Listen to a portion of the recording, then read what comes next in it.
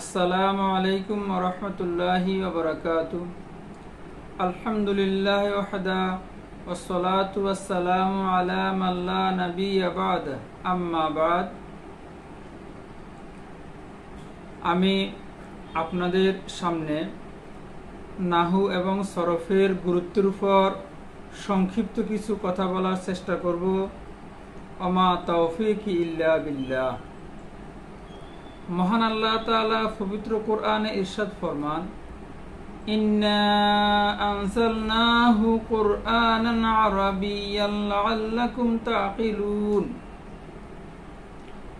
নিশ্চয় আমি এই কোরআনকে আরবি ভাষায় নাজিল করেছি, অবতীর্ণ করেছি, লাআল্লাকুম তাকিলুন, যেন তোমরা বুঝো, যেন তোমরা সহজ ভাষায় বুঝতে পারো। হযরত উমর ইবনুল খাত্তাব রাদিয়াল্লাহু আনহু বলেন, তাআল্লামুল নাহওয়া কামা তাআল্লামুনা সুনানা ওয়াল ফারাইদা। তোমরা নাহু শিক্ষা গ্রহণ করো যেমনিভাবে সুন্নাত এবং ফরজসমূহ শিক্ষা গ্রহণ করো। ইমাম শাফিঈ রাহিমাহুল্লাহ বলেন, আন-নাহবু ফিল ইলমি কাল মিলহি ফিত তাআমি। ইলমের মধ্যে নাহুর গুরুত্ব তেমন কাল মিলহি ফিত তাআমি, যেমন খাবারের মধ্যে লবণের গুরুত্ব। খাবার মধ্যে লবণ না থাকলে যেমন খাবার স্বাদ হয় না, খাবারের স্বাদ হয় না, খাবার মজাদার লাগে না, এলেমের মধ্যে নাহু না থাকলে এলেমের হাকিকত, এলেমের গুরুত্ব, মাহাত্ম্য বুঝে আসে না।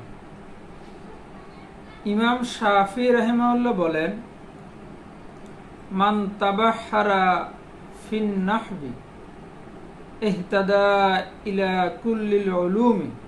মান তাবাহহারা ফিন নাহবি, যে ব্যক্তি নাহুর মধ্যে গভীরতা অর্জন করলো, ভালোভাবে ইলমে নাহু শিক্ষা গ্রহণ করলো, ইহতাদা ইলা কুল্লিল উলুমি,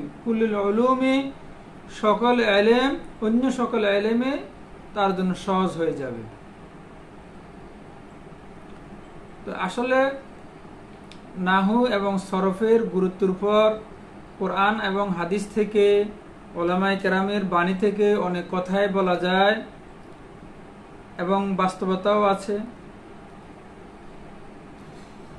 উলামায়ে কেরাম বলেছিলেন, নাহু আরবি ভাষা হলো দ্বীনের অন্তর্ভুক্ত। তো এই আরবি ভাষা শেখার জন্য নাহু এবং সরফের বিকল্প নেই। আরবি ভাষা কেন দ্বীনের অন্তর্ভুক্ত? কারণ এই কোরআন আল্লাহর বাণী এবং রাসূল সাল্লাল্লাহু আলাইহি ওয়াসাল্লামের সুন্নাহ হাদিস আরবি ভাষায় অবতীর্ণ, আরবি ভাষা রয়েছে। যদি আরবি ভাষা শেখা না হয় তাহলে কোরআন এবং হাদিস সঠিকভাবে শেখা যাবে না।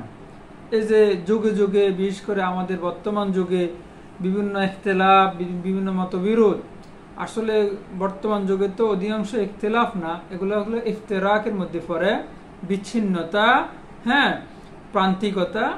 এগুলোর অধিকাংশ কারণ হলো আরবি ভাষা, এলম এবং সরফের মধ্যে আমাদের দুর্বলতার কারণে, আমাদের কমতির কারণে।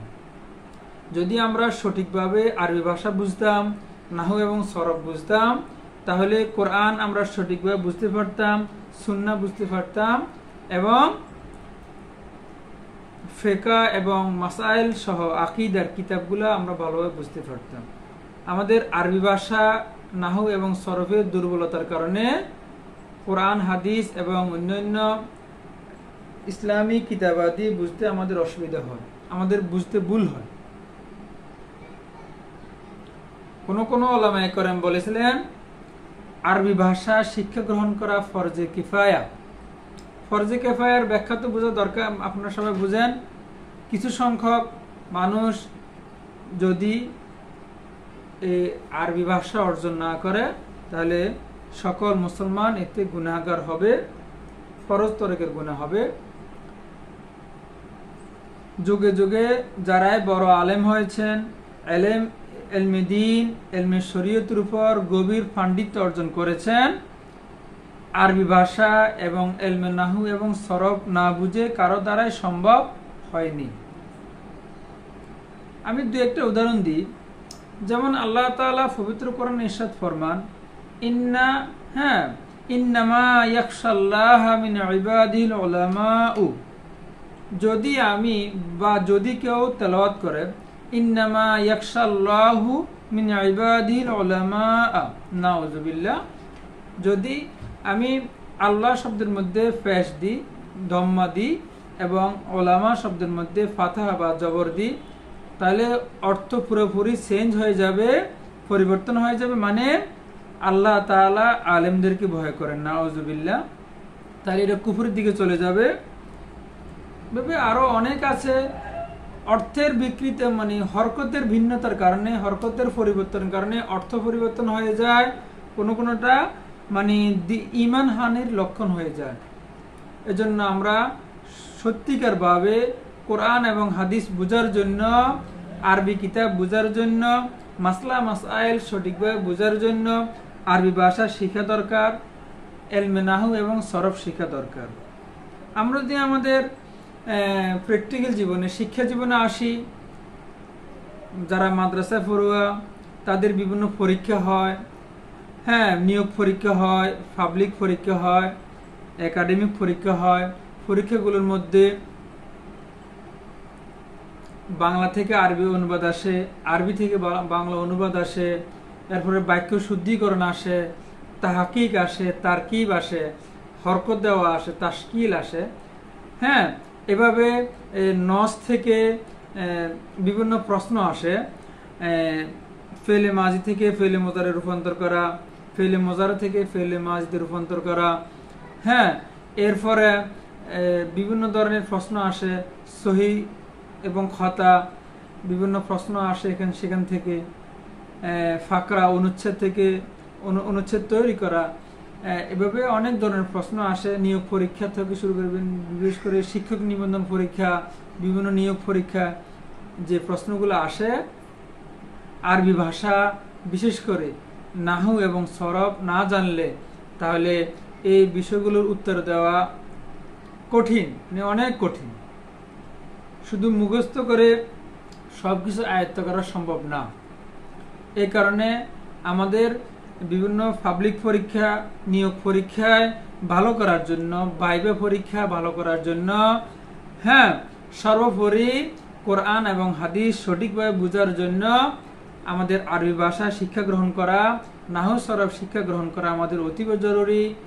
বিশেষ করে যারা মধ্যপ্রাচ্যে যান, আরব কান্ট্রিগুলোতে যান, বিভিন্ন সার্ভিস বিষয়, স্টুডেন্ট বিষয় যান, তাদের জন্য আরবি শিক্ষা গ্রহণ করা তো অনেক জরুরি। বিশেষ করে আমাদের বাংলাদেশের ছেলেরা যারা আরব কান্ট্রিগুলোতে যায়, মধ্যপ্রাচ্যে যায়, আরবি ভাষা না জানার কারণে তাদের বেতন কম হয়, ভালো ভালো জায়গায় ভালো ভালো পদে তারা চাকরি করতে পারেন না। তো আরবি ভাষা শিক্ষা গ্রহণ করা তাদের জন্য দরকার, আসলে কঠিন না। আপনি দেখেন আরবি ভাষার মধ্যে আপনি বানানের কোনো হেরফের নেই, উচ্চারণে কোনো হেরফের নেই, একটি হরফ একাধিক বা একাধিকভাবে উচ্চারিত হয় না, একটি হরফের উচ্চারণ একরকমই হয় এবং বানান সবসময় একরকমই থাকে, যেটা অন্যান্য ভাষায় এর ব্যতিক্রম দেখা যায়।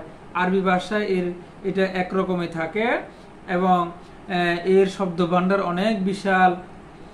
সরফের মধ্যে আপনি একটা ফেল দিয়ে অনেকগুলা রূপান্তর করতে পারেন, অনেক আপনার জন্য সহজ হয়ে যাবে।